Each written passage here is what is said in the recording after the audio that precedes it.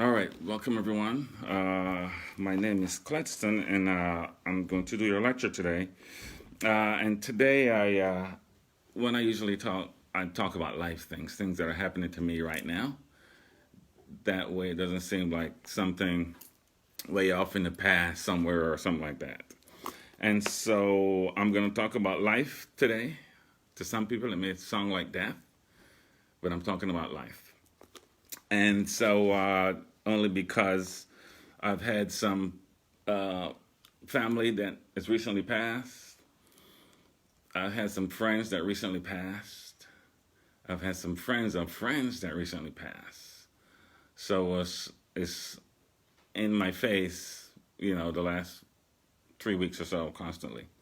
And so that means I need to talk about it just because me as a spiritualist, me as a spirit or a spiritual person or one that believes in spiritualism, I'm with other people that don't believe the way we believe, right? That there's life after life. And so I have to sit back and I expect certain people to know certain things, but they don't. And so I just want to talk about it.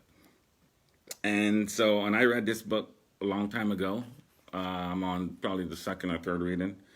It is called Home with God, and it is by Neil Donald Walsh. And if you ever want to know about what the process is when you transition, as we call it, from one space to another, this is a good book to read. Opens your eyes to things that we weren't taught before, about this whole process. And so I recommend that book always. So I'm going to start with telling you what the last thing that happened, and this was kind of synchronicities. You got to watch for the synchronicities, right? So we're in the hospital, right? This is my son's his mother passed away, so we're at the hospital 3 hours before, and then we finally decided that we would quote unquote let her go, right? We decided that, and so we went through that whole process, and everybody said their goodbyes and so forth. And then I was taking the boys home, so we were walking out of the hospital, and we get into my car. This is Yvonne's car. She drives every day. I get into the car, and we all close the door. Boom, boom, boom. The phone rings. Yvonne's on the phone. She was dead asleep. She was like, I just wanted to check on y'all. Is everything okay? Are the boys okay? And we were like, no, she just passed. And she said, I woke up, I couldn't breathe. She said, I woke up, I couldn't breathe. So to me, she was visited by Gwen, Josh's mother, right? And so usually when this happens, Spirit is trying to give you a hint of who is this person. How would you recognize this person? Personality something.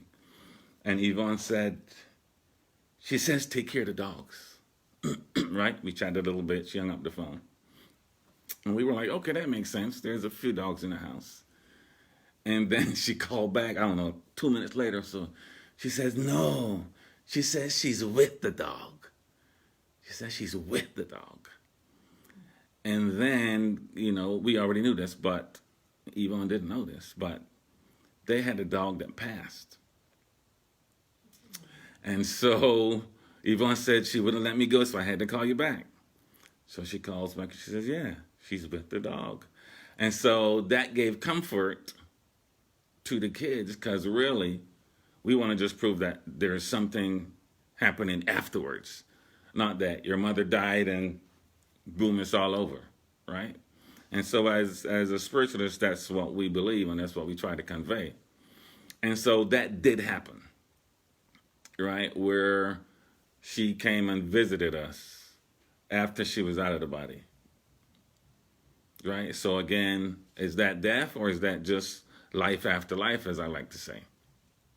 Something happens after, right? We may not believe it, but it does. Or we know something happens. We kind of don't have an idea of what happens or where you go or what happens. right? And so to me, there's only two things. There's physical life, which is this, and there's non-physical, which is the part we don't see, right? And so these things aren't separate, right? Non-physical and physical are not separate. They're just the same thing, and we just have a certain perspective of, oh, I'm alive or I'm in spirit, but they're the same thing. It's like people say that, like you're a child of God, or however they want to put it, but you are, for lack of a better word, you are God. Because when we were born, there is this thing that made everything, whatever we want to call it. And then all of us are just extensions of that thing, whatever you want to call it. So it's not like the thing that made us is here and we are over here. We're just an extension of this thing. I don't care whatever you want to call it. Call it what you will. I'm trying not to call it today. Call it whatever because I want to include everybody. I don't care what religion you are. We want to include everyone. That's what true religion is. We should embrace every single one. Everybody has their own truth. So again, we are not separate. That's the first instance that people have to get used to. We're not separate from this thing. So you don't have to go anywhere to find this thing. Right? You don't have to go to Egypt, the Egyptians. You don't have to go to Atlantis, Lemuria. You don't have to go to Peru. You don't have to go to Mexico. You don't have to go anywhere because you're always connected. That's the first thing we need to remember. We're always connected to whatever you want to call it. Right? We call it here, we say all that is. Some people say spirit. Some people say God. Some people say Allah. Whatever it is, whatever name you call it, you're never separate from that thing. So when you cross over, you're not like going somewhere. Right? People think you're going to go to heaven or you're going to go to hell. You're not going anywhere. Right? You're just merging back with this thing that created everything that you can see, hear, think, feel, know about. Right? Of course, there's a process when you transition. And let me say this real quick. Even though you know the inevitable will happen, when it happens, it's still like, it's still kind of a shock, which is understandable, depending on what you were taught through your family, your school, church, whatever you were taught, that's what you're going to believe. Not necessarily that's what's going to happen, but that's what we're taught, and we keep thinking that. And so, all right, I'm getting ahead of myself. So, when we are born, and this is putting stuff in a nutshell, okay, because I'm trying to explain thousands and millions of years of stuff in 20 minutes, right? So when you're born, even when you're up here, you get to choose who your family is, who your mother is, your father is, because there are certain experiences you need to get, right? So in effect, you choose everything all the way through. You choose your family, you choose, so you can get your experiences, and you choose when you're going to cross over from this level here before you even jump into this, what we call a body or a vessel, right? So you already chose that already, just so you know that, right? So when that person reaches this part of transitioning, we don't remember that we chose that moment, because we're not supposed to remember. Otherwise, we would go down lots of rabbit holes before we decide what we really need to do and who we really need to help, right? So you choose two greatest moments ever: when you're born and when you transition, right? The problem with transition is that the people that are left behind is where the issues come up. because that person that transition is on to the next step, right? There's no devil waiting, there's no hell waiting, right? Quote unquote, there's no hell, heaven waiting. It's just, you're just transitioning. But for the people that are left behind that don't know where they're going, because they don't have any, they haven't been taught all the information, right? So that's where we need to focus mostly on the people that are left back, that are left, that be like, that are thinking, I'll never see him again, right? And so I want my hug, I want my talks and my food and all this, right? Or I didn't get to tell them I love them, or such and such, right? And so all these are the people that are left over. So once I can get you to see that you have your foot in both places, and those that cross have the same thing, you realize that I can speak to them anytime I want. I can talk to them anytime I want, right? And so I may have seemed to be quiet, when I was in the hospital room, but I understand what's going on.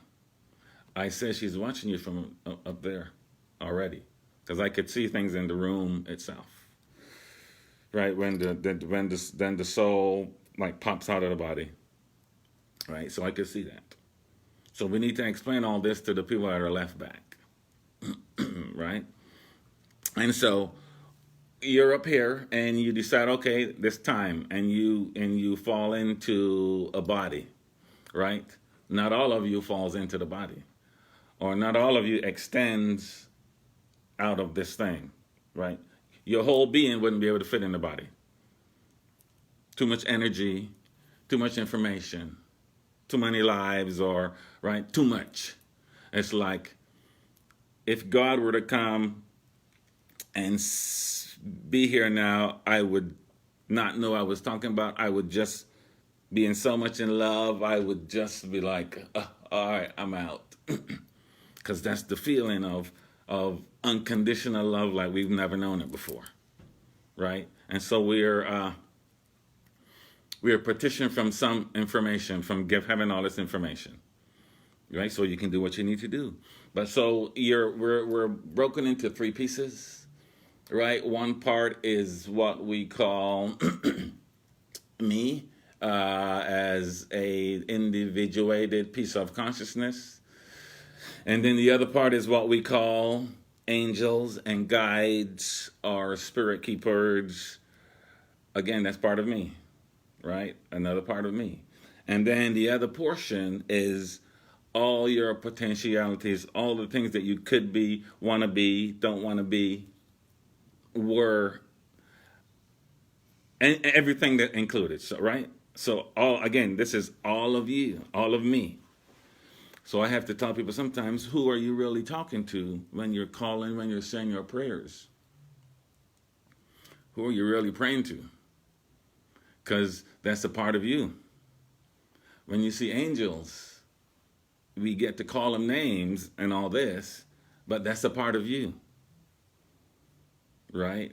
So all of these parts of us, some stay out of outside of this shell, and then some of it's in the shell, right? So that's why some people can pass you by and feel you, because more of you is outside than inside.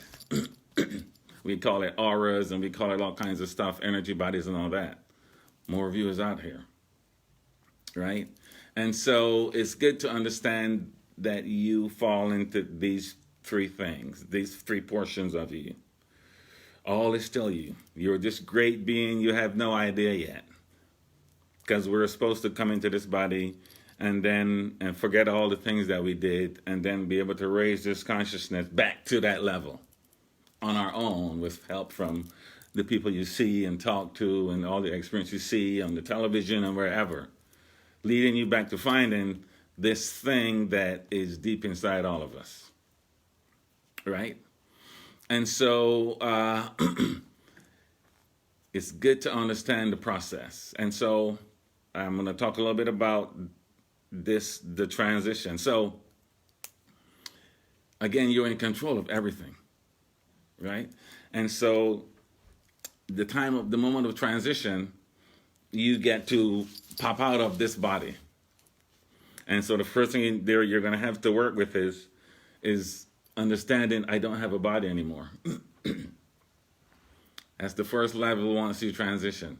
That's why we see them around the room and stuff. And and you can look this up, near-death experiences or whatever, and they'll tell you, I saw myself and I saw everybody doing everything and I saw everybody at the funeral.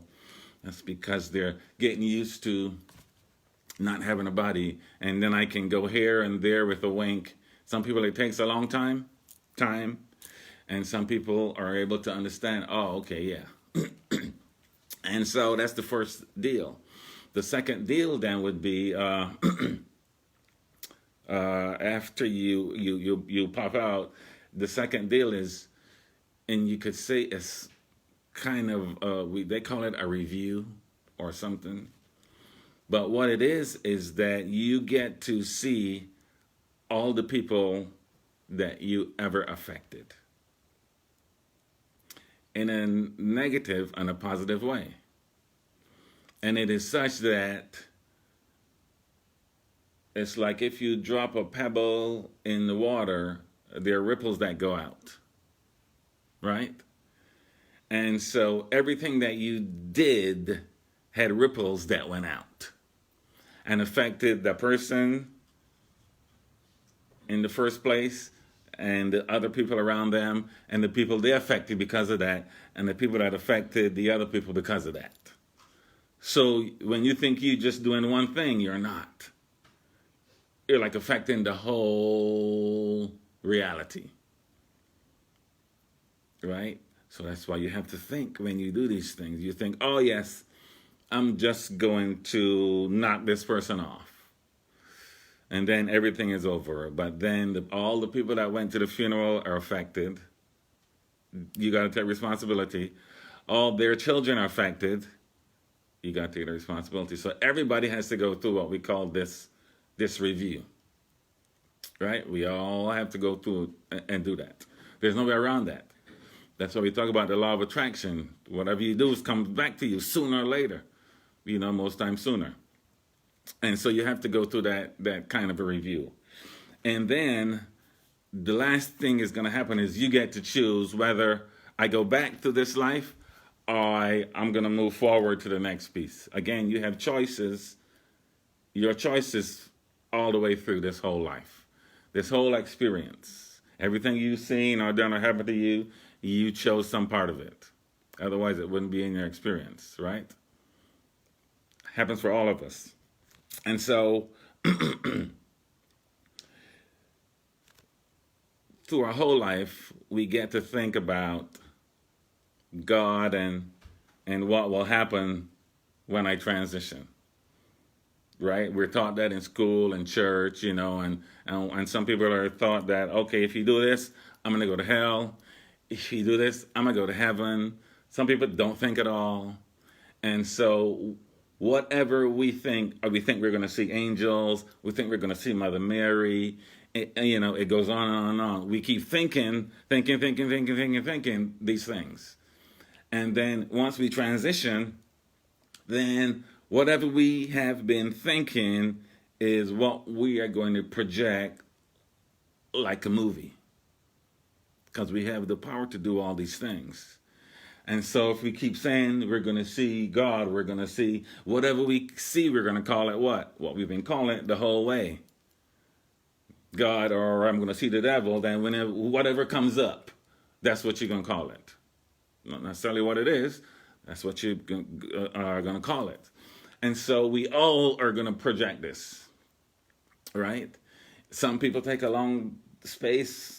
I don't know what to call that. Some people spend a long time here trying to figure that out. Some people understand, okay, and then move forward. We're all going to do that, right? But there's no hell with burning coals and all this kind of stuff, right? If you ask me, that's a scare tactic to get you to do what I want you to do right now. If you don't do what I tell you to do, you're going to hell in a handbasket. right? But again, you're just making that stuff up as we go, right? And at some point, some people will say, okay, I got it. I created all that. Okay. And then the question is, do you want to go forward or do you want to return? And you have the choice to say, yes, I want to move forward, or no, I want to return. And then they wake up in a coma or something because they decided, okay, I need to do some more work here. Everybody goes through that. Check out the near-death experiences from people, right? And the one thing that they come back and they always say, they live life like if it is the last day. Live life to the fullest, right? Because I said this, I think, last time. You never know what's going to happen tomorrow. Like, really, 1 million people didn't wake up today. Most of them didn't even expect it, right? So you have to, so from this experience of transitioning, you have to take something good from it, right? I was supposed to start working out. I'm going to start right now. That's what the reminder you should get from somebody transitioning. You know, like, what am I going to do now? What am I going to do better? You know, or how can I leave this place better? Or, you know, next time I'm going to help the homeless guy in the corner no matter what. Right? So transition is a great thing because it reminds you that I'm going soon, or I am going, right? And then the last thing I want to touch on real quick is that everybody that's at the funeral, you're there for a reason. I remember somebody said, we don't need to have this kind of experience for us to come together again.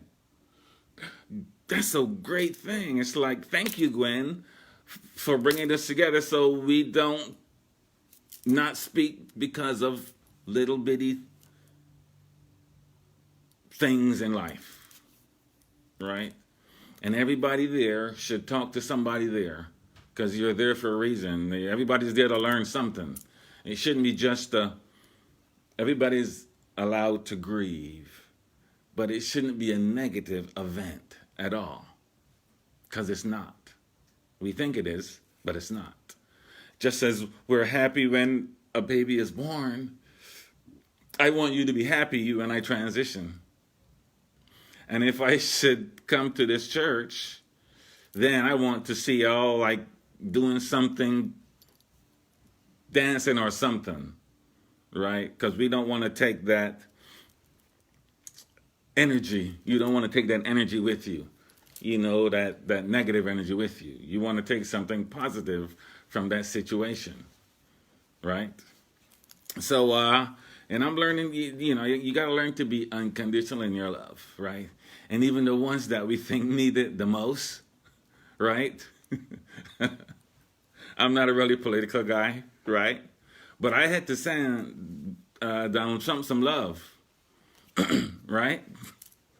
Because the ones that are doing the worst things need it the most.